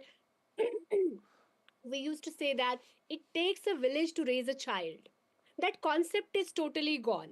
Okay. And now children are just with parents, and fortunately, unfortunately, parents also don't have enough time to Absolutely. ingrain those values, empathy. Then it becomes the responsibility of teachers. But in schools and colleges, the number of Absolutely. There are multiple psychological, attitudinal issues. Sanjay Sahai, very quickly, how do we balance the two sides? It requires enormous investment, as you're saying, in terms of monitoring campuses, not just from the law and order point of view, but more from the psychological aspect and keeping the psychological well-being of students and detecting some of these things a lot earlier. First is the complete lack of accountability, responsibility, and ownership by the college management. So that is from where the whole thing starts. And we are talking about empathy and family values. Then let us take it back to the Gurukul days, where the principal or the teacher, he thought that the student is his ward. And to make him into a full bloom, right personality is his job. So first and foremost is owning up that the college is yours and you're responsible for every single child. Second is there should be mechanisms. Primarily, it has to be somewhere the child or the student has faith. That is your counselors. That is also not happening. The third point is the investment of various types in technology and also in human resource. I don't think any of our teachers are even bothered about what the students are doing. Right. If the warden is also located in the same building or in the same block, and students are doing what they are doing, I think it is very difficult to accept this fact, and they are accepting this fact. Always, I remember in college, I was in St. right. Stephen's As College. always, you're If making 10 a o'clock very, we very did not strong come back, point, next day Sanjay we Sahai, get but asleep. Absolutely, Sanjay Sahai, as always, you're making a very strong point. These are extremely important issues that need to be addressed both sensitively. Obviously, from Kerala, we've got two cases. Is that a case of increased reporting, or are campuses in certain parts less safer than others? So we'll have to keep that conversation going on. But thanks to all four of you for joining me on the show this evening. We'll keep our focus on these cases and on student welfare overall. But from that terrible student life reality to the political realities of Tamil Nadu, is AIDMK chief and former Chief Minister Edappadi Palanichami facing a threat to his leadership? Well, in the midst of dissent from some of the senior leaders in his party, the Madras High Court ordered today lifting a stay on the Election Commission of India's proceedings on the tussle for the two-leaf symbol. The AIDMK's most powerful electoral weapon comes as a setback for EPS. Different factions of the party, which fought a battle for power after the demise of J. Jayalalitha in 2016, had approached the ECI for the symbol. It's currently EPS who leads the AIDMK, which holds the two-leaf symbol, but the party has lost 3 successive elections under his leadership. So is there a threat to his leadership as we run up to 2026? Does the order today make him more vulnerable? Joining me this evening, senior journalist R. Rangaraj and NDTV's Sam Daniel. Ranga, first to you. As far as EPS's position at the top, at the helm of AIDMK is concerned, there seems to be some challenge coming from those within the party itself. Remember, there are factions outside. Will he be forced to have some kind of rapprochement with, let's say, an OPS? What do you see? Yeah, there's a tussle that's going on one within the ADMK. Some of them don't approve of the hard line of EPS against the BJP. Similarly, there's a group within the BJP which feels that they should try to work with the ADMK and renew their alliance. So there's pressure from two sides. But the problem for Edappadi Palanichami is he has taken a tough stance, saying there will be no truck with the BJP, at least for 2026 and thereafter. So the BJP is looking for other options in Tamil Nadu. One possibility is the ADMK could crack and already there are 2 or 3 factions, one led by O. Pannisalvam, which is outside the party. TTV Dinakaran Sachikala's nephew has formed his own party. So the BJP has strong relations with these groups or factions of the ADMK. There's a feeling that some more in the ADMK could come out, and then there'll be more pressure on Edapadi Palaniswamy either to going for an alliance with the BJP, or even if he goes and has his own front, the ADMK could be weakened, one, by a possible loss of the two-leaf symbol, and second, desertion of some senior leaders and joining hands with the pro-BJP group. So there could be one option that Edapadi Palaniswamy could come under pressure through the election commission and through the courts, where he may have to rethink his strategy and think of going with the BJP. Or there could be another ADMK coming up, which may align with the BJP and its allies in Tamil Nadu. So the coming days are going to be very eventful. We have seen in the past, in 2017, it was the BJP which influenced the ADMK then to dismiss Shashikala, Dinakaran and others from the party. And later again was on the BJP's pressure that leaders like OPS and a handful of his supporters were taken back in the party, and OPS was made Deputy Chief Minister and #1 in the party. But that truce didn't last long. So the party is... That could be very interesting to watch out. You're right. Yes. You're right. There are multiple factors at play here. Sam Daniel, multiple factors at play here. One of the key aspects that is being focused on is whether the AIADMK will be able to form a cohesive, all-inclusive alliance against the DMK, without which the opposition to the DMK votes could get splintered. Do you believe that EPS is also under pressure to sort of give up on that hold that he had over the party, having lost 3 successive elections, and that's where the real tussle is? That's right, Virirado. In terms of his track record, although he had a successful 4-year tenure as Chief Minister after Jayalalitha died, in terms of steering the party to victory, in that he has miserably failed. 3 elections have been lost, the 2 Lok Sabha elections and 1 assembly election, and now EPS is all the more under pressure. At least earlier, there was a sense that the alliance of the ADMK with the BJP costed very dearly, because in a sense, BJP is being seen as untouchable in Tamil Nadu, and the ruling DMK had capitalized on that. And now the AIADMK has snapped ties. But what kind of an alliance he'll be able to cobble up, that's something we'll have to wait and watch, because at the moment, the AIADMK alliance is quite strong. They've had this alliance has worked for 3 elections, and in that sense, they're quite optimistic of getting a second term. But also the other factor would be the Vijay factor, whether they would want to ally with AIADMK. In that case, it will be a huge, remarkable turnaround for AIADMK with their vote base and Vijay's popularity. That could be a big thing for the AIADMK. But will Vijay agree to be a junior partner in that alliance? That's something we'll have to wait and watch. But all this would hinge on how this turns out legally, both at the election commission level and at the courts. Right. Right, you're right. Both at that level, that's another battle that's playing out. Ranga, very quickly, I have just the last minute left. What would you see are the key indicators? Because the time is running up to 2026. It's either a question of an alliance with the TVK or an alliance with the BJP. Do you see all 3 sides possibly coming together? Is that politically possible, given the stand that each one has taken individually in that state? Yes, TVK is clearly going for the moon. So they want nothing else but chief ministership for Vijay. So that will come in the way of an alliance with some other parties. The ADMK is not willing to give up its chief ministership claim. The party Palaniswamy, as you know, sticking to that. Seaman and some other parties also, they are not willing for a compromise. So there's very little room for maneuvering here when each party is pinning its hopes on becoming chief minister. So alliance there could be difficult with the party. But the problem for ADMK now is the new problem. Alliance could. come from KS Incotin, the senior leader. Right, alliance could be difficult. You say, I'm sorry, Ranga. I know there is much that needs to be said, but I'm completely out of time on it. Some would say that the DMK's position in Tamil Nadu is very similar to the BJP's dominance in India, with opposition parties fragmented. One will wait and watch how that plays out. But thanks to the two of you for joining me this evening. That's all we have time for on the Southern View this evening. News and updates continue right here on NDTV.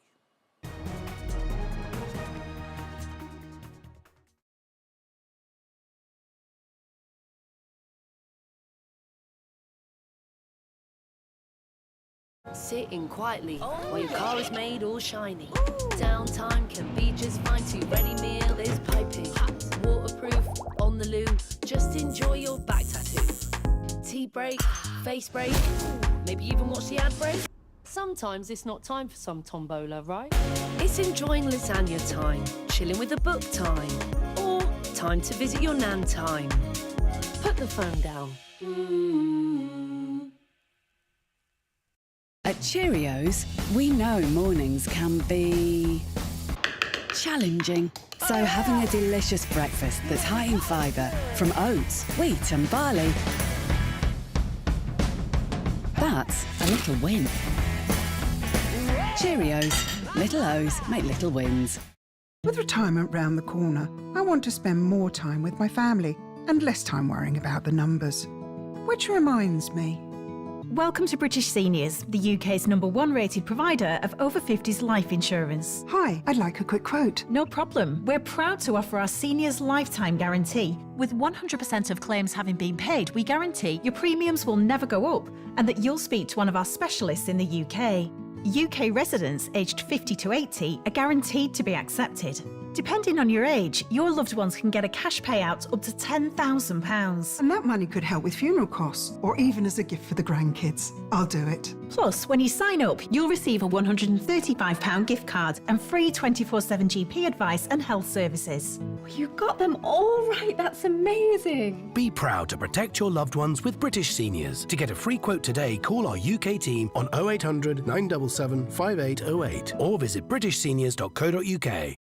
Health isn't someday in the future, it's now. It's same-day GP appointments, physio without GP referrals, cancer testing, scans and diagnosis fast. Questions for an expert at any hour about anything. Routine dental checkups every year for brighter smiles. Support that lasts for as long as it takes. Feeling your best every day starts today. Call or go online now for your quote. Play the Great Big Lottery and you can help make more wins happen at Great Ormond Street Hospital. Like bringing fun to Rajveer's ward, discovering new treatments and helping children go home sooner. Just call 0800 472 5774 or search Gosh Lottery to start playing for just £1. There's up to £10,000 up for grabs in our annual Super Draw, plus a £1,000 jackpot every week. And many more great cash prizes. So call or go online now for a chance to win big prizes and make more wins happen. I'll fix him, love. Poor pet. Just shows you never know what's going to happen. Which reminds me, I need to protect the life we've built. That's why I'm looking into smart family life insurance. Hi, I'd like a quick quote, please. OK. You can choose a benefit amount up to £750,000, depending on your age. If you're a UK resident aged 18 to 64, you can apply with just a few health and lifestyle questions. For £250,000 of cover, the price starts at just £14.77 a month. That's less than I thought. And it could help my husband with the mortgage. Just like families, not all life insurance is the same. That's why we offer the Smart Family Guarantee. That's good to know. You'll also receive a 100% advance in the event of terminal illness and 10% cash back on your first year's premiums. That's the Smart Cashback. Plus, you'll also get your choice of a £125 gift card. Protect the life you've built the smart way. To get a free quote today, call our specialist UK team on 0800 977 5753 or visit smartinsurance.co.uk. Now we move on to the next category, which is the Youth Icon of the Year. And for this, मैं एक बार फिर से request करूँगी आशा पारेख जी का stage पर आने के लिए और साथ ही invite करेंगे मयंक अग्रवाल जी को, CEO Gallant Group of Industries, to join us on stage for this next category of awards.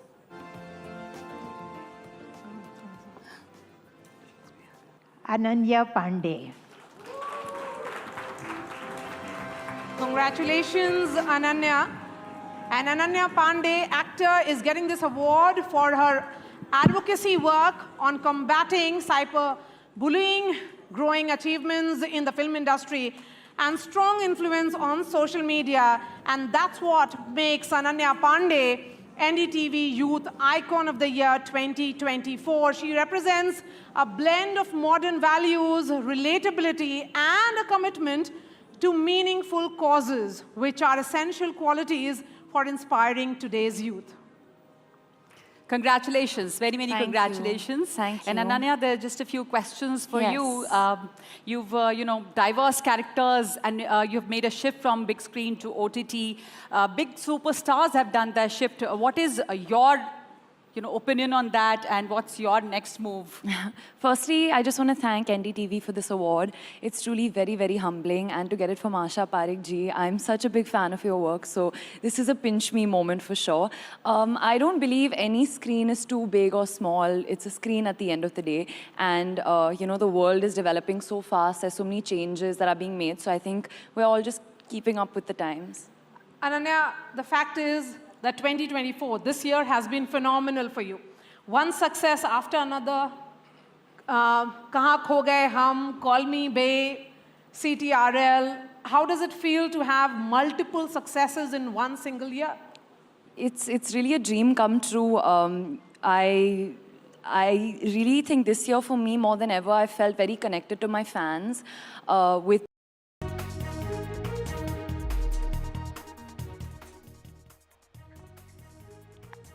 Hello and welcome. You're watching NDTV. I'm Gargi Rao. Today on the show, there was a big announcement by the Andhra Chief Minister. Chandrababu Naidu has said that the state government is planning to promote work from home in a big way, especially for women. In a post, he wrote, the work landscape underwent a shift during the COVID pandemic, and with technology readily available to scale work from home gained a prominence. Concepts such as remote work, co-working spaces, and neighborhood workspaces can empower businesses and employees. So with IT office spaces planned in every city, town, and mandal, Andhra Pradesh is creating flexible, inclusive work environments.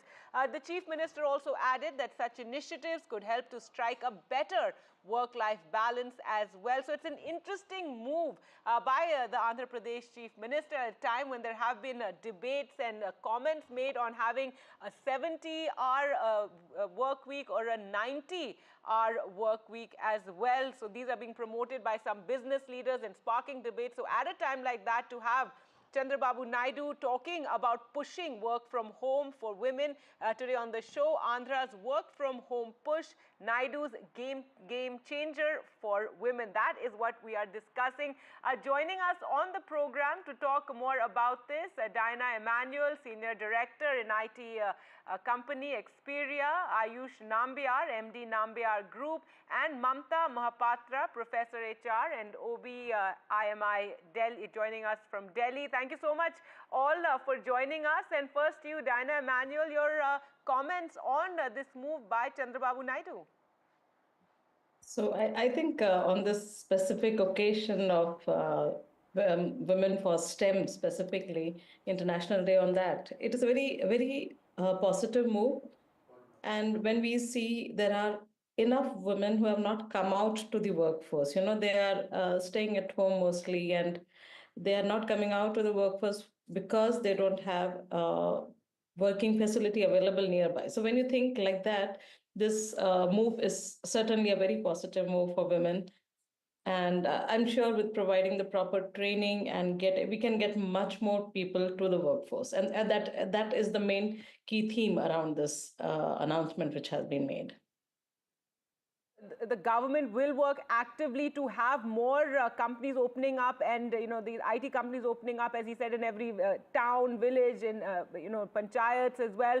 Ayush Nambiar, your comments on this move by the Chief Minister, and as was just mentioned by Diana Emmanuel, this is a move that will hopefully get more women to come out and work, and also women who after having children actually leave the workforce. So hopefully it will help in that as well.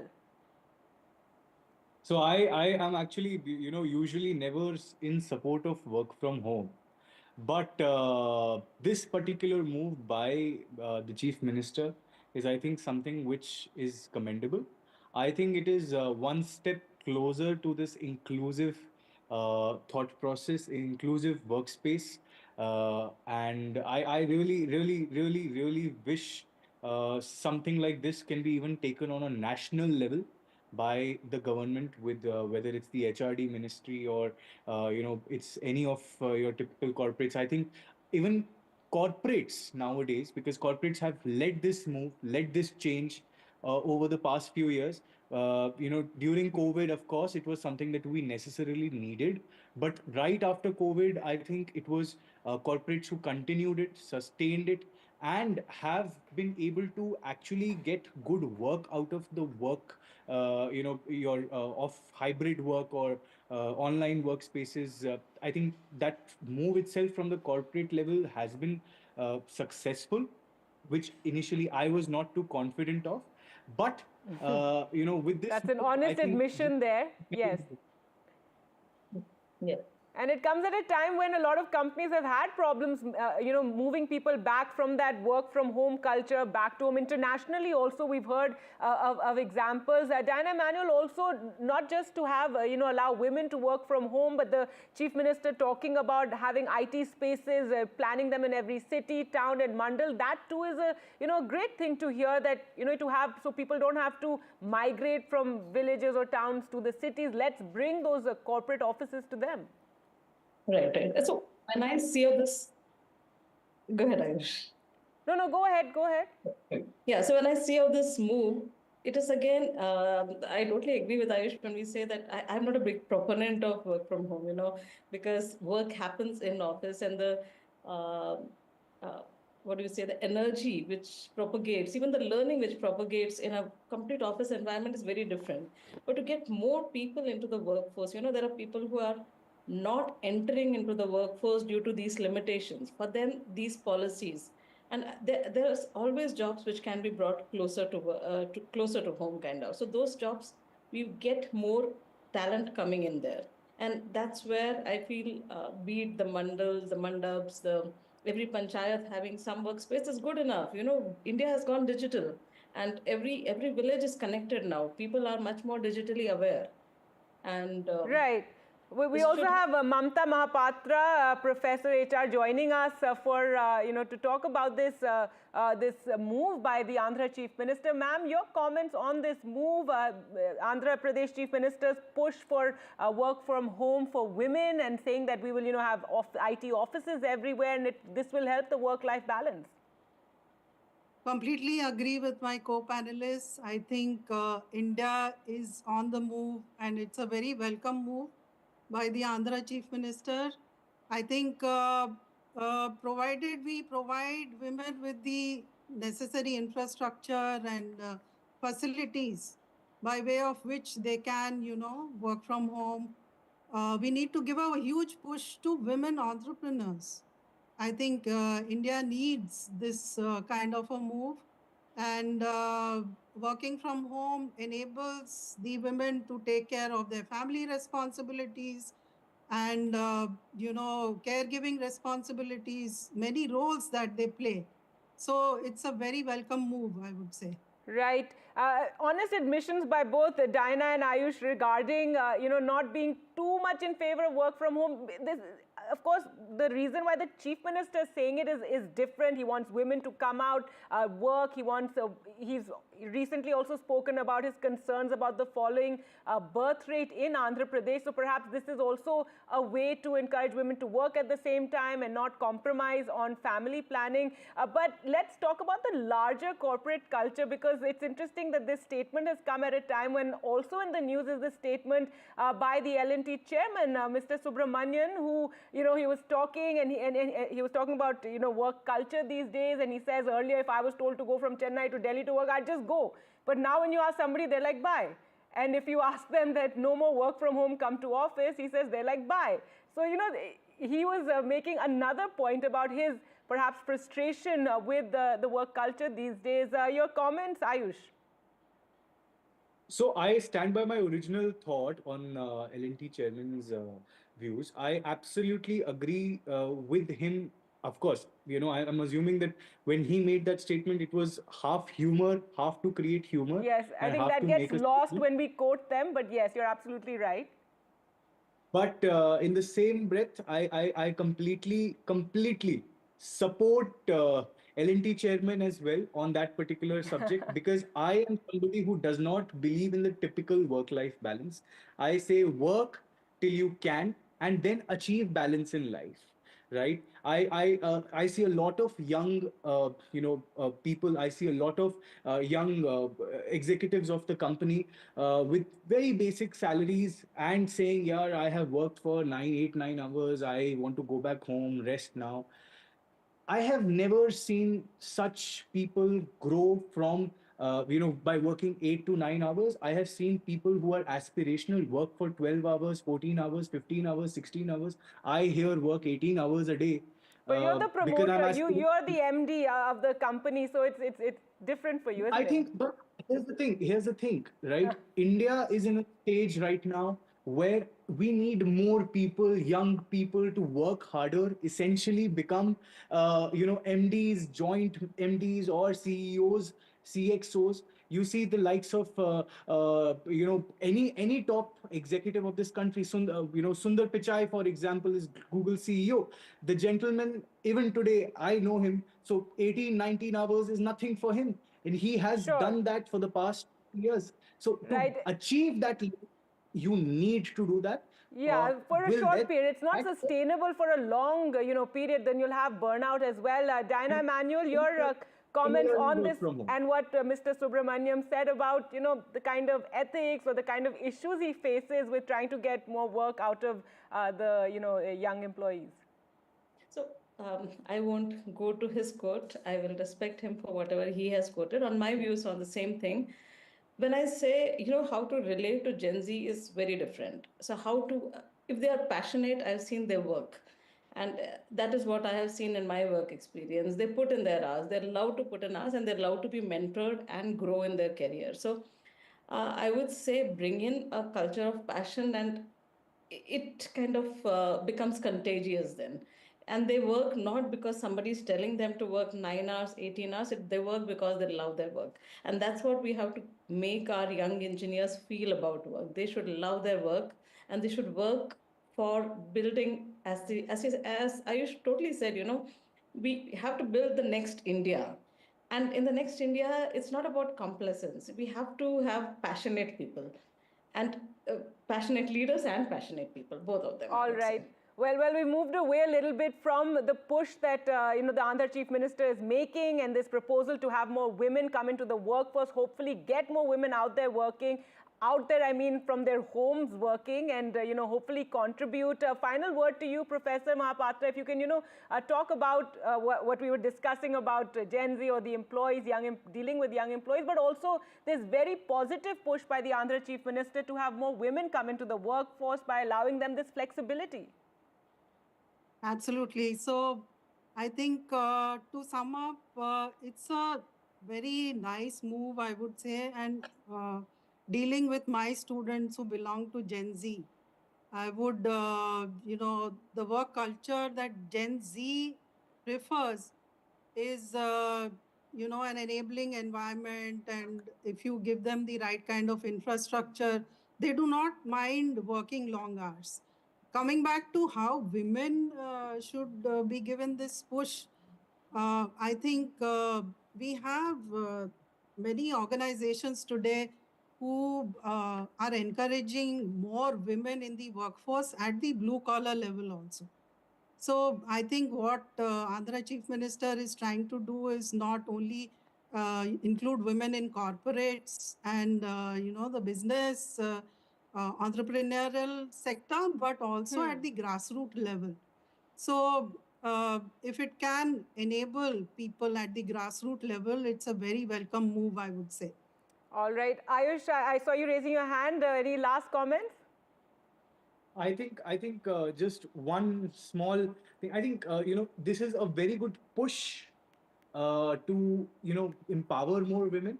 But essentially, I think it will have to come back to the original, the real way of working. This push is important for him, even politically. So yes, political points for Mr. Naidu. But in the same breath, I would also come back to saying that yes, people, if they are being pushed and being given more opportunities, and the government is promoting such opportunities, great. But then those opportunities must convert. I would say that they should say out of every 100 women, 10 should essentially become entrepreneurs in 5 years or 2 years.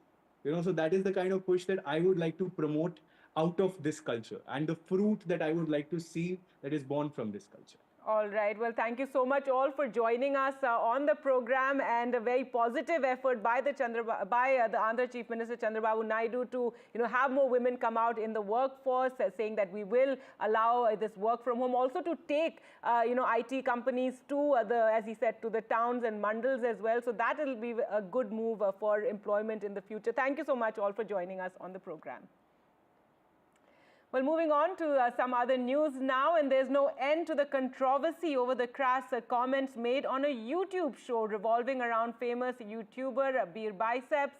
The Mumbai police recorded statements of the other panelists on the controversial India's Got Latent episode, but as this controversy gets bigger, there is a strong section of population calling out the overreaction by authorities on this matter. The controversy over the crude jokes by YouTuber Ranveer Alabadia and others at the India's Got Latent show continues to rage on. The Mumbai police on Wednesday recorded the statements of the panelists on the controversial India's Got Latent episode. Apurva Makhija and Ashish Chanchalani told the police the show is not scripted. They added the judges and participants are told to speak openly and they are not paid to be part of the show. The police have expanded the scope of their investigation. They will now also record the statements of all those who have featured on show as judges in previous episodes. हमारे मुख्यमंत्री महोदय जी ने already उसके ऊपर action लेने के लिए निर्देश दे चुके हैं और मेरे ख्याल से उनके ऊपर एफआईआर भी लॉन्च हो चुकी है. The complainant Anil Kumar Pandey stated the jokes on marriage hurt the religious sentiments of people. He also referred to the joke on Arunachal Pradesh and mentioned how it possibly affects harmony in such places. The Maharashtra Cyber Cell has reportedly asked YouTube India to take down all the videos of India's Got Latent from their platform. The controversial episode has already been taken down. Multiple teams are at work in this case, including the Guwahati Police, Mumbai Police and Maharashtra Cyber Cell. The State Women's Commission and Child Right Protection Commission have written to the police separately to take the strictest action. Children's mind is very impressionable mind. When such influential person makes such loose talks, maybe the children in the future might replicate what he's saying, which is condemnable, and therefore an example, a precedent must be set. The big question in everybody's mind is, will the YouTubers be arrested? The sections which have been put on are under the BNS 294, 296, 299. In fact, in some of them, punishment is up to 3 years, so arrest can also be done. Also, FIR has been registered under 67 of the IT Act, which very clearly says that where you obscenity which is transmitted or published, and which has happened in this case, and the punishment there is for the first time offence is 3 years. So there are chances that these YouTubers can also be arrested by the Mumbai police. The Mumbai police and Maharashtra Cyber Cell has intensified their investigation in the case of India's Got Latent controversy. The show, which tasted unprecedented success for as long as 7 months, has now found itself in a very precarious situation with action expected against them anytime soon. But there is also one section of the population that states that it is a bit of an overreaction from the side of the authorities. With camera person Rajendra Dayalkar, this is Anuj Rai reporting for NDTV from Mumbai. Now, a horrific case of ragging and torture from a medical college in Kerala. 5 students at Kottayam's Government Nursing College have been arrested after they allegedly abused and tortured 6 first-year students, even stripping the students naked and hanging weights from their private parts. It comes as a reminder of the difficult realities on college campuses. Uma Sudhir with the details. 5 students at Kottayam's Government Nursing College have been arrested and sent to 2 days in police custody after a shocking case of ragging was reported to the police. The third-year students are said to have subjected at least 6 first-year students to abuse, humiliation, torture and threats for nearly 3 months from November last year. The students have reported that they were stripped naked and dumbbells were hung from their private parts. Injuries were inflicted with a compass on their body and lotion was applied on it. They were reportedly videographed consuming alcohol, and that was used to threaten and blackmail them to pay for the liquor meant for seniors. It was only on Monday, when one of the first-year students was unable to pay money to the seniors for liquor and was badly beaten up, that he informed his parents, who advised the students to complain to the police. The college authorities were apparently unaware of the goings-on in the hostel. Less than 2 weeks ago, a mother of a teenager in Kochi had alleged that her son had jumped off the 26th floor of their building after he was subjected to inhumane bullying by his classmates. Last year, 20-year-old J.S. Siddharthan was found dead at his hostel in Wayanad's Veterinary and Animal Sciences University after being brutally beaten by his seniors for daring to dance with senior girl students on Valentine's Day. While a more stringent institutional and legal framework is needed to curb the menace of ragging and bullying, what is even more worrying is the seeming normalization of deviant behavior by youngsters, like seen in the recent case of Ranveer Allahabadia and Samay Raina. With inputs from Kerala and camera person Nagraju, Uma Sudhir, NDTV. Now, in a game-changing move for global trade, the India-Middle East-Europe Economic Corridor is set to redefine the future of connectivity. As Prime Minister Modi and President Macron today unveiled this transformative initiative, the corridor promises not just new trade routes, but a powerful shift in economic, political and cultural ties between the continents. Here's how this historic venture is reshaping geopolitics. The India-Middle East-Europe Economic Corridor is a monumental initiative reshaping the landscape of global trade, ushering in an era of enhanced connectivity between India, the Middle East and Europe. PM Modi, speaking after a joint statement with France, emphasized the corridor's potential to redefine regional ties and propel economic growth. By strengthening trade routes across roadways, railways and shipping lanes, the project connects the continents, offering a robust alternative to China's Belt and Road Initiative, one that promises greater security, economic integration and improved supply chains. France is eager to take the lead in this game-changing venture, with Marseille positioned as the vital European gateway. The port city isn't just a strategic trade hub, it's a symbolic one, a historic bridge between cultures. PM Modi's remarks in French media highlighted how the IMEC will foster deeper partnerships in sectors like energy, health and security, vital components of the evolving global economy. Through these corridors of commerce and cooperation, the countries involved aim to boost not only trade but also political and cultural ties. The project's reach extends beyond mere infrastructure. It's a lifeline for economic diplomacy, weaving new bonds between nations.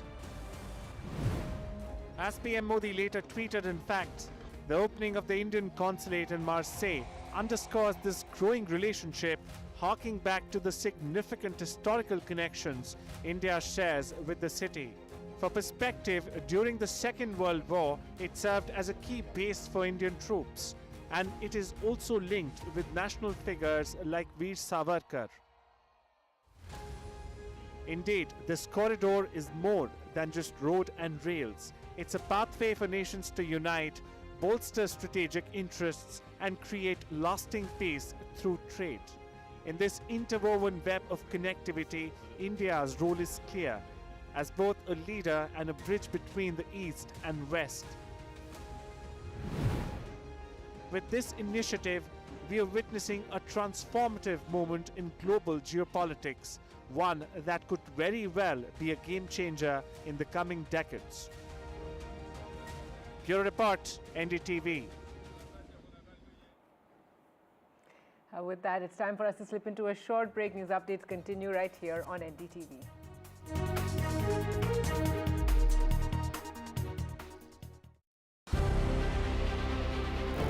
Our Prime Minister, amongst the first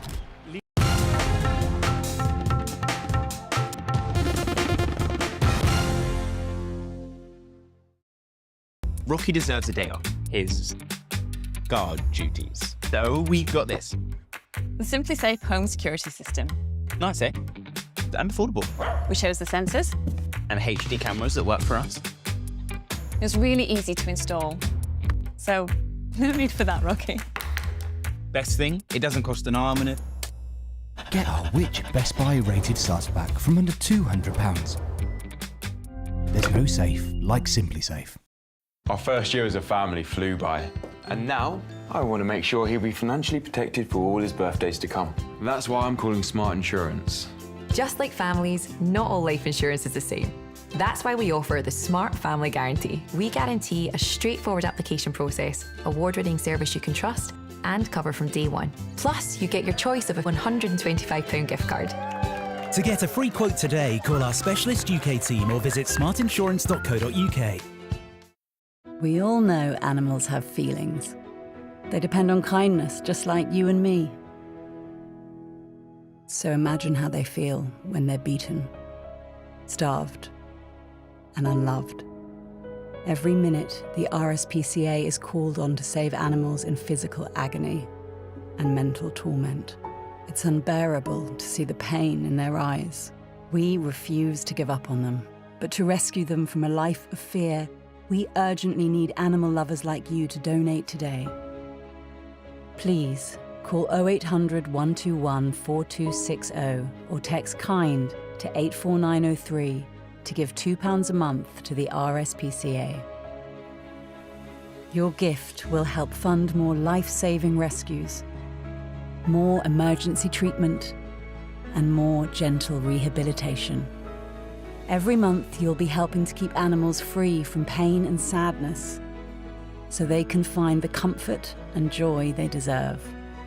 Right now, across the country, thousands are suffering deliberate harm. But together, we can show animals what kindness feels like. Together, we can rescue them. So please, call 0800 121 4260, text KIND to 84903, or visit our website to start your monthly donation today. Thank you.